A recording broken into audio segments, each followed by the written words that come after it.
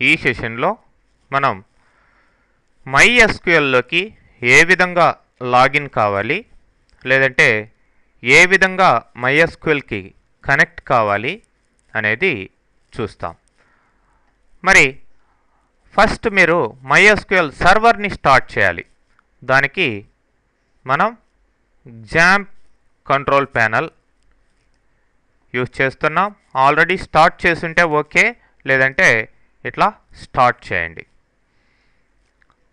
Start చేసిన తర్వాత మీరు కమాండ్ ప్రాంప్ట్లోకి వెళ్ళండి.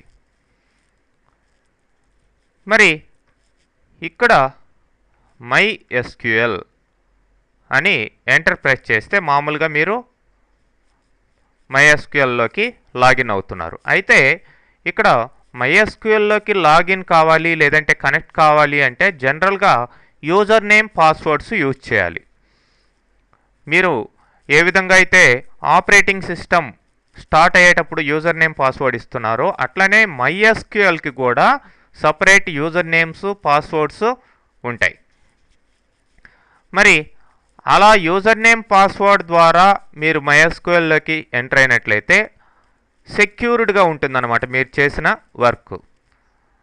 అంటే డేటాబేస్కి, టేబుల్స్కి, మిగతా ఆబ్జెక్ట్స్కి అన్నిటికీ కూడా సెక్యూరిటీ ఉంటుంది. అంటే వేరే వాళ్ళు ఎంటర్ అయ్యి మీ డేటాని కరప్ట్ చేసేదానికి ఛాన్స్ ఉండదు.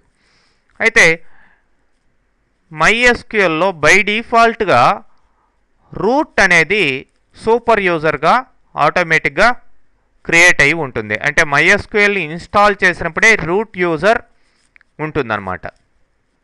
మామూలుగా మీరు యూజర్ నేము పాస్వర్డు ఏది ఇవ్వకుండా MySQL అని సింపుల్గా ఎంటర్ ప్రెస్ చేసినట్లయితే ఇప్పుడు కూడా MySQL కమాండ్ ప్రాంప్ట్ వస్తుంది. ఇక్కడి నుంచి మీరు MySQLని ఆపరేట్ చేయొచ్చు. బట్ ఇక్కడ అన్ని కమాండ్స్ వర్క్ కావు.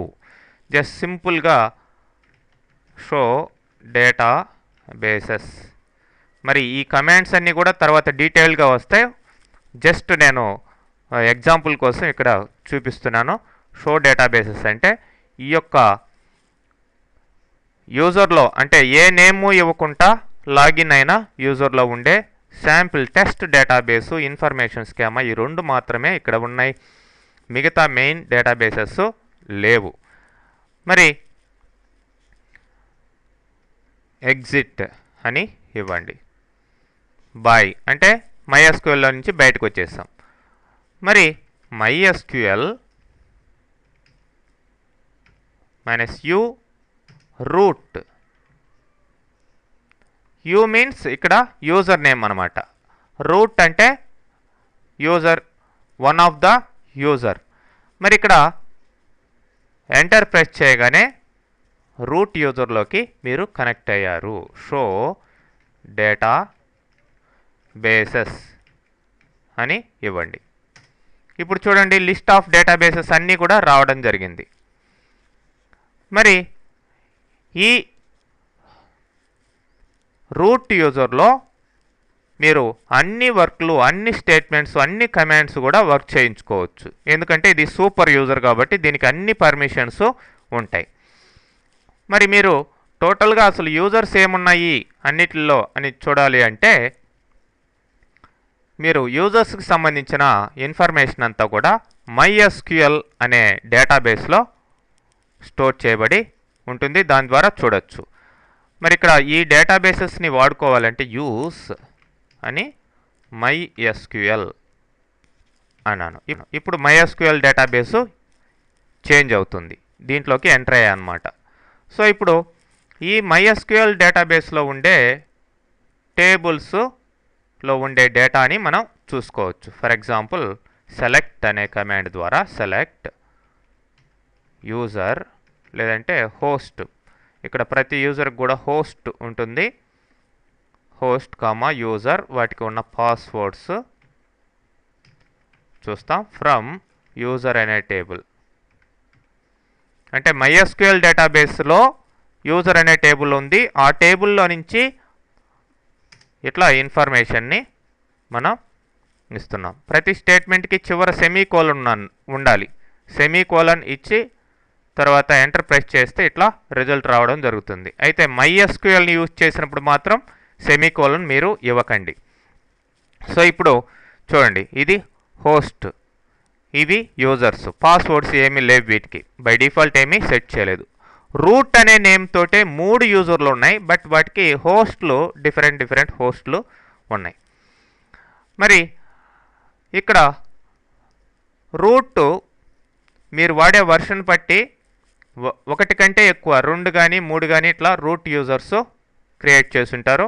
మీరు ఏ దాంట్లోకి లాగిన్ అయినా ఒకటేనమాట. మరి ఇప్పుడు మీరు రూట్ యూజర్లో ఉన్నారు.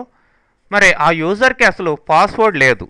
మరి పాస్వర్డ్ ఉంటేనే కదా మనకి సెక్యూరిటీ వచ్చేది. కాబట్టి నేను ఆ పాస్వర్డ్ని అప్డేట్ చేస్తానండి. ఈ అప్డేట్ కమాండ్, ఈ సెలెక్ట్ కమాండ్ ఇవన్నీ కూడా తర్వాత డీటెయిల్గా వస్తాయి. ఫస్ట్ మీరు స్టార్టింగ్లో ఎంటర్ కావాలి కాబట్టి యూజర్లోకి ఇవి శాంపిల్గా చేసి చూపిస్తున్నా. అప్డేట్ ఏం అప్డేట్ చేయాలి? యూజర్ అనే టేబుల్ని అప్డేట్ చేయాలి.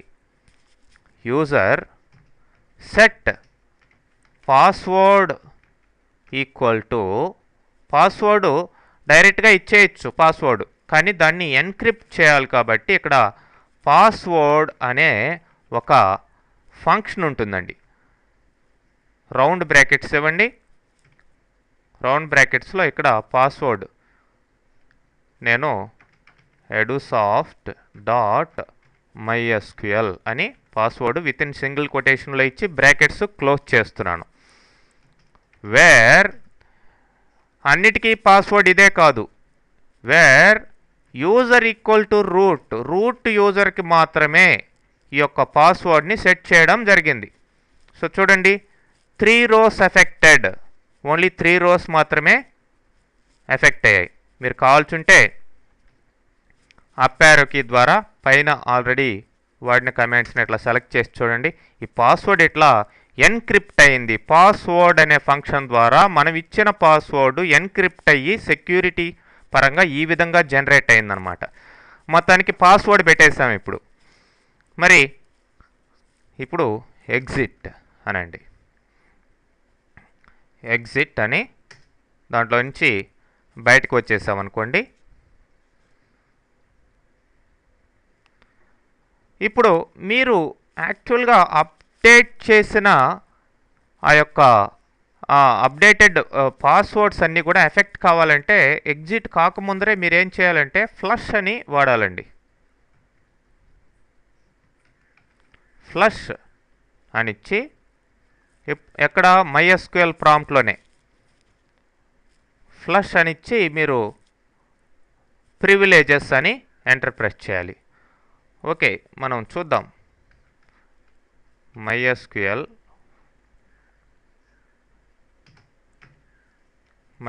-u root -p. ఇప్పుడు పాస్వర్డ్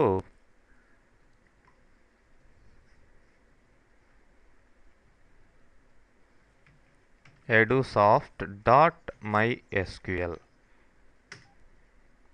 ఇక్కడ ఫ్లష్ ప్రివిలేజెస్ అని ఇవ్వలేదు కాబట్టి మనం అప్డేట్ చేసింది అది రీడ్ చేయలేకపోతుంది. ఫ్లష్ అని ఇచ్చినప్పుడు ఏమవుతుందంటే ఆ యొక్క డేటాబేస్లో ఉండే ఆ టేబుల్ని మళ్ళీ రీడ్ చేసి అప్డేషన్స్ని చెకప్ చేస్తుంది. మరి ఇప్పుడు మనం ఏం చేయాలంటే ఈ యొక్క అప్డేషన్ని పొందాలి అంటే స్టాప్ చేసి దీన్ని మళ్ళీ స్టార్ట్ చేయండి. ఇలా కాకుండా మీరేం చేయొచ్చు, స్టార్ట్ చేయకుండా ఎస్క్యూఎల్లో నుంచి బయటికి రాకముందరే, ఎగ్జిట్ కాకముందరే మీరు FLUSH ఫ్లష్ ప్రివిలేజెస్ అని ఎంటర్ ప్రెస్ చేసి ఉంటే సరిపోయి ఉండేది. ఎంటర్ ప్రెస్ చేసి తర్వాత ఎగ్జిట్ అయ్యి మీరు ఇట్లా ఇచ్చుండాలి. ఎనీవే ఇప్పుడు మనం సర్వర్ని రీస్టార్ట్ చేసాం కాబట్టి మనకి ఇప్పుడు వర్క్ అవుతుంది. రీస్టార్ట్ చేయకుండా ఇస్తే యాక్సెస్ డినైన్డ్ అని వచ్చింది, పాస్వర్డ్ కరెక్ట్గా ఇచ్చినా కానీ. మరి ఇప్పుడు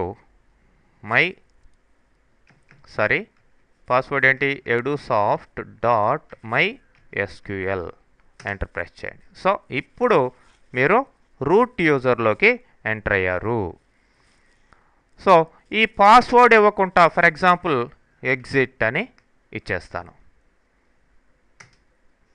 ఇప్పుడు అప్ కీ ద్వారా ప్రీవియస్ కమాండ్స్ని ఇట్లా సెలెక్ట్ చేసుకోవచ్చు. పాస్వర్డ్ ఇవ్వకుండా నేను రూట్ యూజర్లోకి ఎంటర్ అయ్యాను అనుకోండి, యాక్సెస్ డినైన్డ్ అని చెప్పి ఎర్రర్ వస్తుంది. ఎందుకంటే పాస్వర్డ్ సెట్ చేస్తున్నాం కాబట్టి -p అని ఇచ్చి కంపల్సరీగా పాస్వర్డ్ని మీరు ఇక్కడ మెన్షన్ చేయాలి. edusoft.mysql